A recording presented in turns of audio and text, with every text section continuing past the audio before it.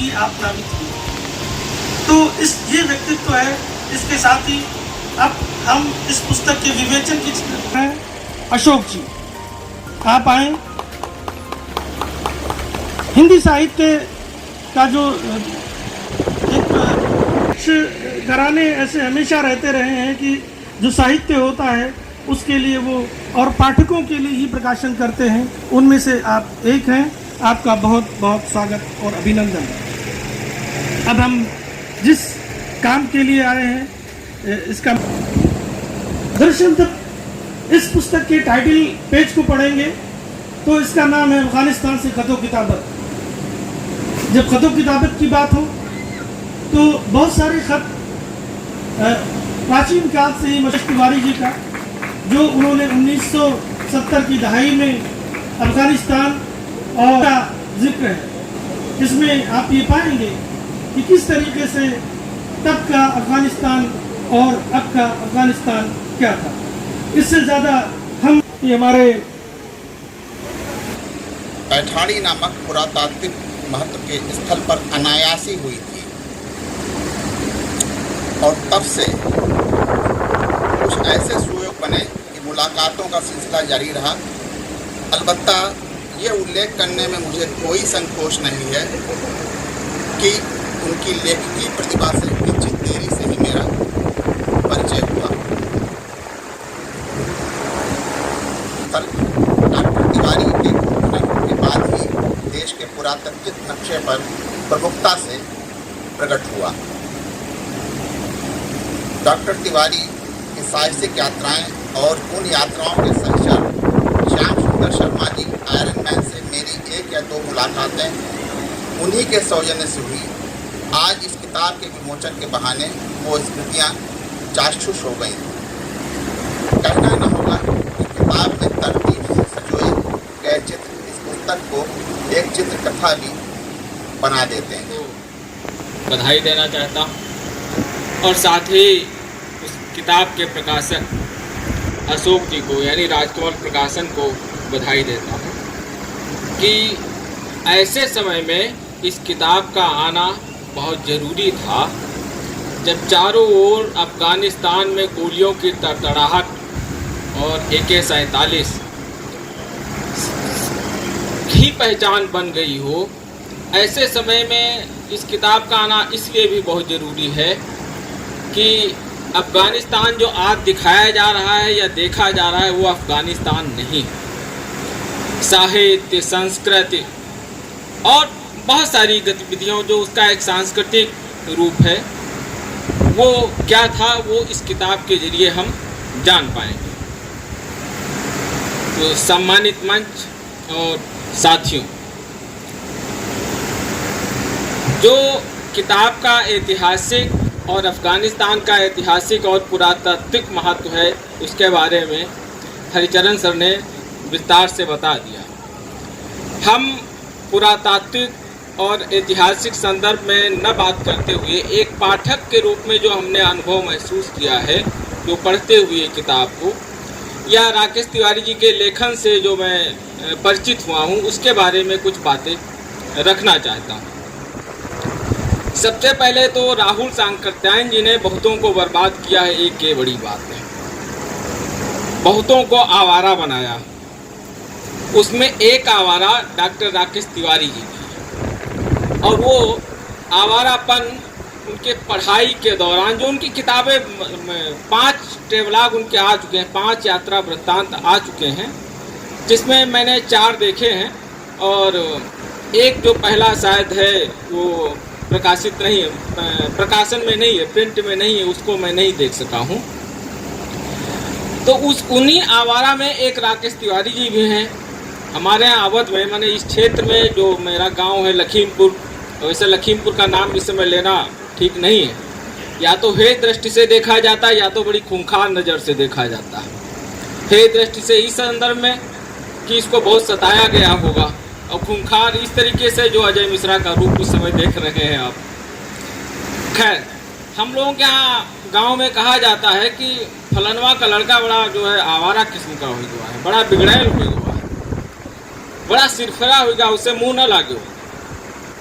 उसी आवारापन, वही तमगा अपने रिश्तेदारों के बीच में, परिवार के बीच में राकेश तिवारी जी को भी मिला। और उसी आवारापन ने हमको 5 किताबें अब तक दे दी। वहाँ हाट, बाजार, खेत, खलिहान, क्या फसलें उस समय हैं, बाजार से अगर निकलते हैं तो रेहड़ी पे वहाँ पे क्या बिक रहा है, कौन से फल हैं, उनकी किस समय खेती होती है, वहाँ की वनस्पतियाँ क्या हैं, नदियों का क्या मतलब दृश्य है। इस वक्त इनकी ये पुस्तक सफ़र ढोंगी में डगमग ये प्रकाशित हुई और मैं बिल्कुल आश्चर्यचकित रह गया उनकी इस पुस्तक की उनकी जो शैली थी लेखन की। एक तो सिर्फ पुस्तक लेखन नहीं है, इसमें सिर्फ एक कहानी नहीं है, पूरी उनकी वो पल हैं जो उन्होंने जिए हैं, जो उन्होंने ऑब्ज़र्व किया है।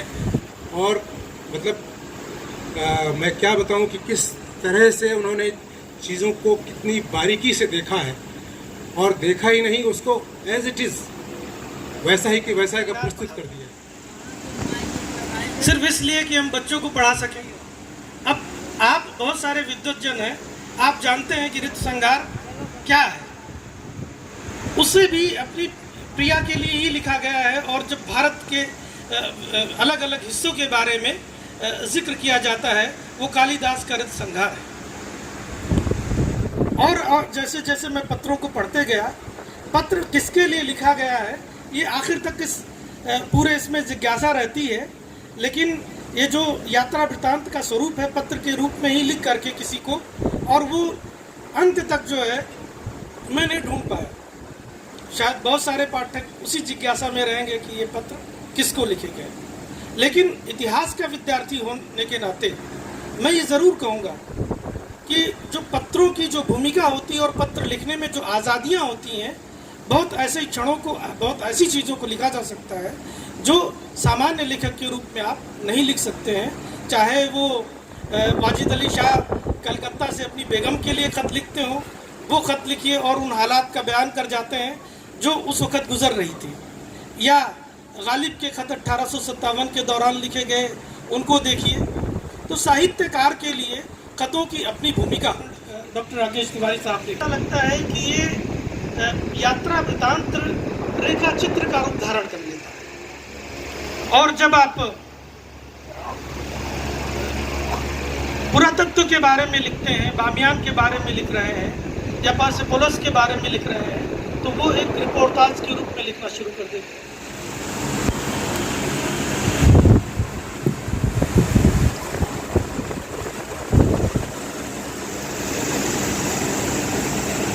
मंच पर आसीन और हमारे सामने विराजमान सभी लोगों से इस समय वार्ता करते समय मुझे लगता है कि जीवन में लगभग सब कुछ पूर्व निर्धारित है। 1977 44 साल पहले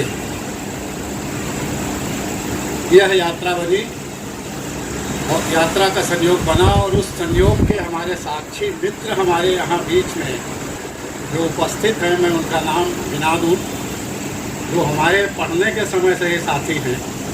श्री प्रकाश जी मौजूद हैं, श्री कमला यादव जी हमारे बीच में मौजूद हैं, और डॉक्टर श्यामानंद उपाध्याय। इनमें से डॉक्टर श्यामानंद उपाध्याय हमारे साथ बीए में पढ़ते थे।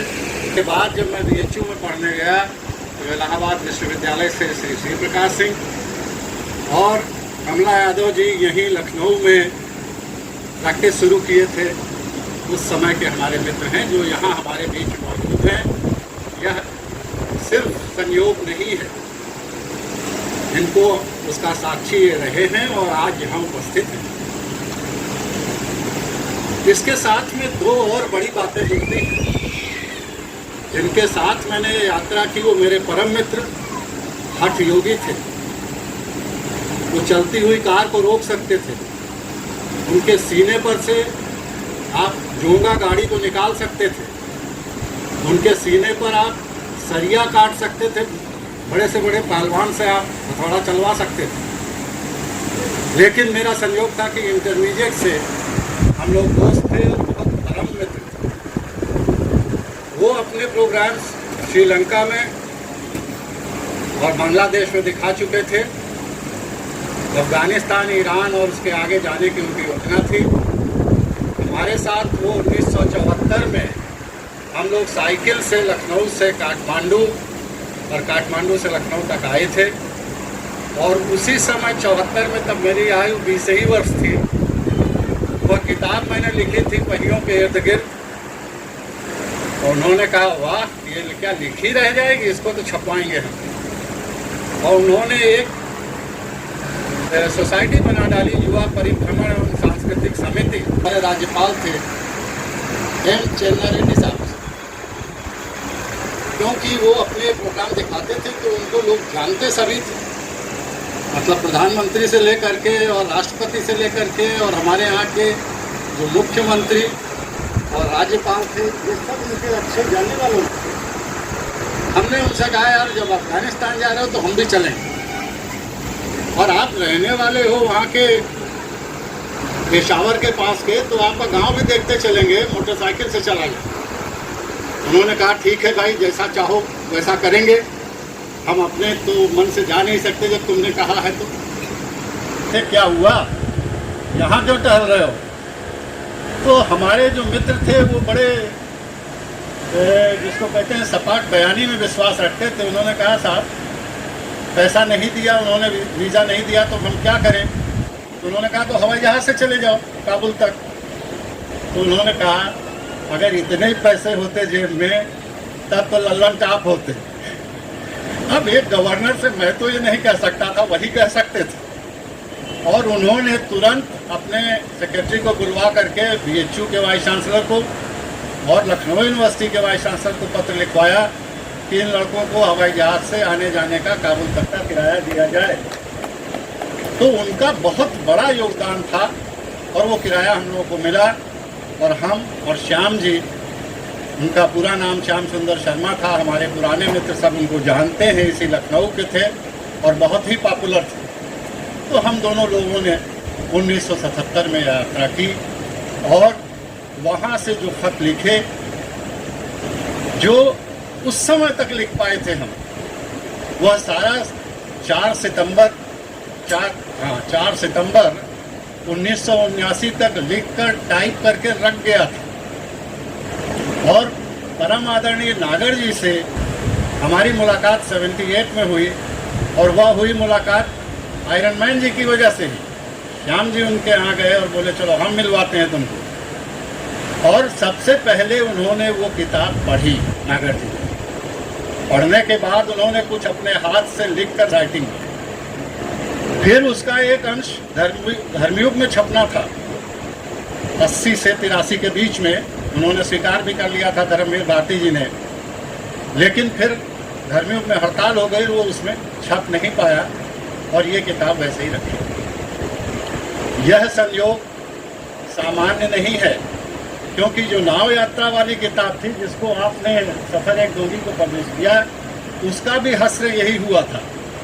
वो किताब 1978 तक लिख दी गई थी और लिख के टाइप करा के रख दी गई। बाबूजी चाहते थे कि वो प्रकाशित हो जाए, पर एक 22-23 साल के लड़के का विवरण छापने के लिए प्रकाशक तैयार नहीं थे। तो वो किताब मैंने अपने चुपचाप रख दी।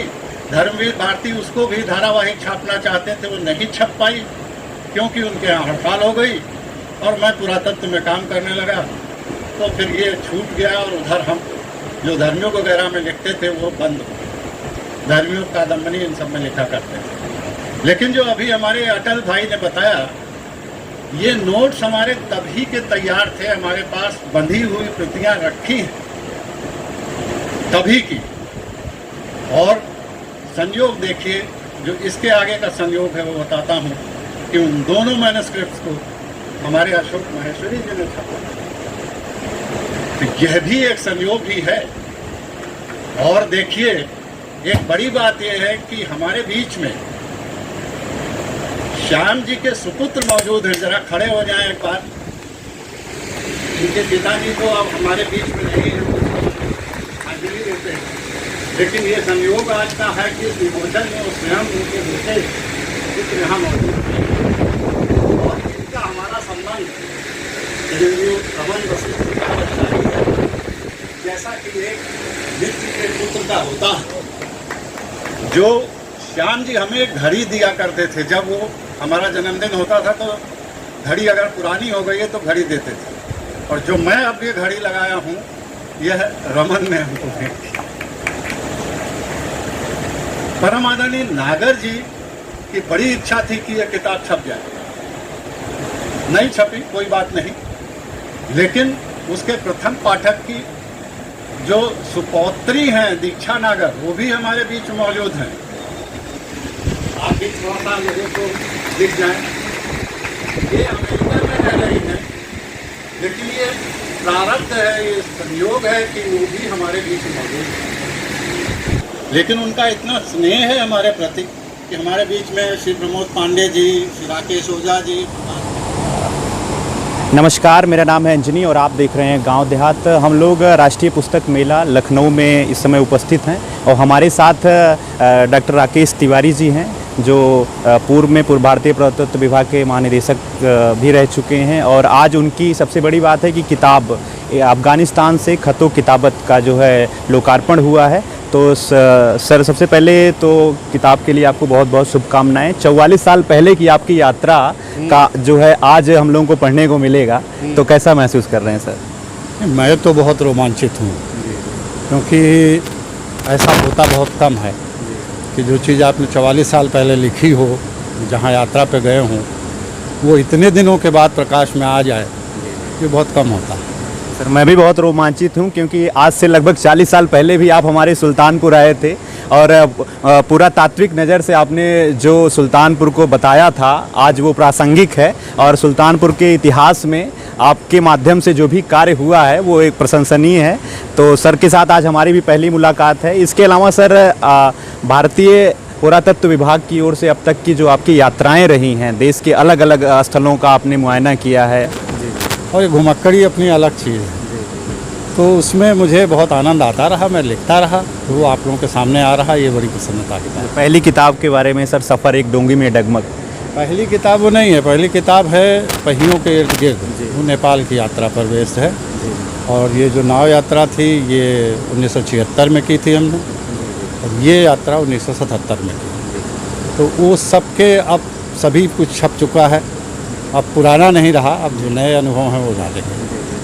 अभी सर जब लोकार्पण हो रहा था तो बहुत सारे आपके साथी जो आपके बचपन के थे और जो है स्कूल के समय के और उच्च शिक्षा के भी यहाँ पे मौजूद थे, तो कैसा महसूस करते हैं सर? अभी एक व्यक्ति का आपने बहुत जिक्र किया था जिसका बहुत अहम योगदान था आपके अफ़गानिस्तान। जी हाँ, उनके बारे में क्या कुछ आप बताना चाहेंगे? हमको तो कहना है कि भाई हमने अपना ऐसा मित्र खो दिया जो कभी जीवन में दोबारा मिल नहीं सकता, ना उनकी टक्कर का, ना उनके जैसा।